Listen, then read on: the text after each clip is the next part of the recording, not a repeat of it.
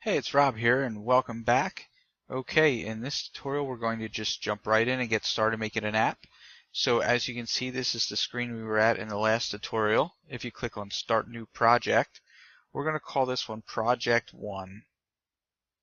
Now what's important about this is if you're planning on putting this app on the Google Play Store, you need to put a name in here that you actually want it to be, because this is something that this is what it is, and you also can't use spaces. So if I went to do Project 1 and Project 2, I would put an underscore and then Project 2. I don't want to do that for this one. I just wanted to let you know that's how you do the naming for this. Now this here, what you see is the user interface. Now I'm going to kind of have to move myself around here a little bit in this recording. I apologize, but it's just to kind of show you what is going on the screen here. So this palette here, where it says palette, this is all your different things that you can use to create as far as objects for the app, like buttons, text boxes. The layout, we'll get to this. This will be how you can actually make stuff be at different spots on your screen. And this, of course, here is supposed to simulate an Android screen. Different media you can use, drawing and animation, sensors that are built into your phone that you can leverage, social, different things to communicate with people, storage, different way to store files on a phone, connectivity if you want to connect with a Bluetooth server, the web, or activity starter, which we'll get into later, and Lego Mindstorms. They actually have something set up with Lego that their Mindstorms robots you can actually make apps for and control through your Android device with App Inventor, so it's pretty cool.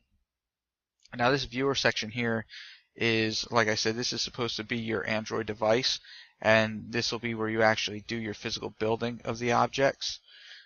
Right here is your components, so any components that you add over here are going to come up over here. And then this is the properties, so any component that you would click on here, the property for that component will come up here in this section. Because we only have the blank screen right now, screen 1 is what our component is. So over here is all the properties for screen 1. So right now the horizontal alignment is left, the vertical alignment is to the top. The app name is Project 1. So if you needed to change it, you can change it here, but I find that it's just best if you come up with a name to use that name at the beginning when you create the new project. You can create a different background color for this, so if I wanted it to be blue, I can make it blue. If I wanted it to be any of these other colors, I can do so. Gray, that might be a nice color. If you wanted to change it back, put none. Just click none. Oops, what happened there? Okay. Well, I don't know why it said we'll go back to blue and then we'll go back to none. Let's see that. Okay, that must be a glitch. It's something I'll have to report. Background image would be if you had an image on the background, or for the background that you wanted to use, you could put it in there. And how you would do that is go to upload file. It'll allow you to upload a file right from your computer. The close screen animation, if you were going to another screen, which we'll get into later, this would be the animation for that screen if you wanted to close it. So if I was going to another screen from here, I could have it slide out, zoom, fade, anything like that. The icon, what this is this is actually going to be important later on where we're making full-fledged apps. This icon will be what you see on the phone when you actually have it stored on a phone. It'll be just like the little icons that you see for all the other apps. That's what will go here. You don't want to use the generic App Inventor app because it's just that's very generic. The open screen animation, so I can make it so that when this screen opens, it can have any kind of different animation like that. The screen orientation, I can change it so that it's portrait, landscape, sensor, so that it'll go if they move the sensor. If you would put your phone from vertical to horizontal, it'll switch or allow the user to choose. I always do unspecified. Scrollable, if you click on that, it's going to make this here scrollable. Show status bar just shows the status bar. The title, now you'll notice the title would be this screen 1 right here. So screen 1 we can change to Project 1. Now title visible, if I click off that, it's still going to show it here, but when we run the app it won't show it. I'm going to make it visible. The version code, this is version 1, and version name is 1.0. let's say you upload this to Google Play and then you made some changes. You might want to change the version code or the version name, so maybe make this 1.1 when you upload it, because it has to be a different version name and or code when you upload it to Google Play as an update, not as a new app. Okay, so let's jump into this first app here. Let's start adding some components. So the first thing I want to do here is this layout. This is going to become very handy to you in the future. And the reason for that is because this is how you're going to be able to put things at certain spots on the screen. So you have a table arrangement, a vertical arrangement, and a horizontal arrangement. Now, with what I want to do, I could put two horizontal arrangements, right like so, if I wanted to do that. And what that'll do is that'll put I want to put labels right next to each other and buttons right next to each other.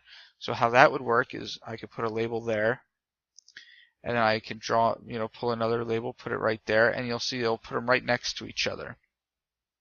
I don't want to do that. What I want to do is I actually want to put a table arrangement. So I could have just delete that horizontal arrangement, by the way, and it would have deleted everything with it. I'm just trying to show you here how you can delete the individual things with just choosing it there and hitting delete. So if I go back to layout and I go to table arrangement and I pull that in here, now you're going to see over here there's going to be in the properties, you can set the columns, the height, the width, and the rows. And you can make it visible or not visible. We want it to be visible, and we also want 3 columns. So what I'm going to do here is I'm going to go back to user interface, and I'm going to take these labels. Now what a label is just basically text.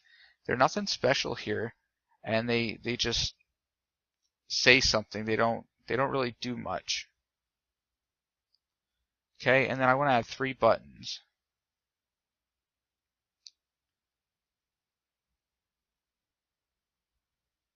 Now, I do want to change some of the stuff for these. So now, label 1, label 2, and label 3, I want to change their names.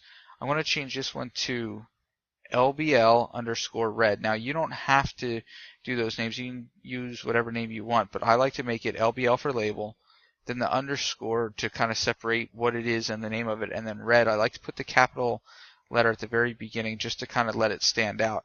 And this label is going to have something to do with red. Okay, label 2 is going to be green, so I'm going to do LBL_green. And then this one's going to be blue, LBL_blue. And then this one's going to be, and I do the similar thing, BTN_red,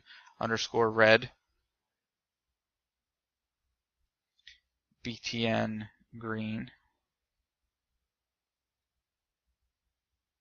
and BTN blue.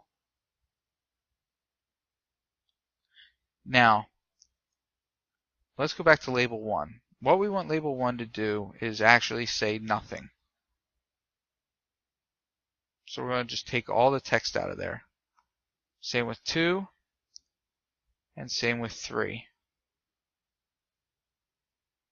Now, what I'm going to do with these buttons is I'm going to change the words. So for button 1, I want it to say red. Button 2, I want it to say green. And button 3, I want it to say blue. Okay, now the idea of this app is going to be simple. You're going to click the red button, the label is going to turn red and say red, green, green, and blue, blue. Now, I want to make these buttons a little bit bigger because they're just kind of blah like that. So what I can do is I can come over here and you'll see the different properties that I have here. One of the things I can do is make the font bold so that it's easier to read. Then I can change the width. Now I can do fill parent, which would fill all the space between here, and it would push all these over to the end and then fill all in the rest of that space. If it was a single object, it would take it from one end to the other. I can do that with fill parent. I can put pixels, the amount of pixels I want, or a percentage that I want it to be. Well, there's 3 of these, so let's do the percentage, and we're just going to make it around 33%. Same with this one, and same with this one. Okay, now that went a little too far with that one, so let's make it 32. Sometimes I find the spacing here is just a little bit interesting. Okay, we'll make it about 30 for that one. Okay, now you'll see all three buttons are here. The labels you can't see, but that's only because we took all the text away from them. And now we have a simple app set up with a blue background, three buttons that are all just about the same size. I'm going to bold all the font on all the buttons so that they're easier to read. And then what we want to do is when we hit this one, it's going to bring up a red label that says red, hit this one a green label that says green, and hit this one a blue label that says blue. Okay, so that's what we're going to learn how to do in the second part of this tutorial. So for now, this is your user interface. Okay, in the next tutorial, we'll go over what's called the blocks, and that's going to be right here in the blocks area. That's going to be the heart of the program, and you'll see that in the next tutorial. I'll see you there.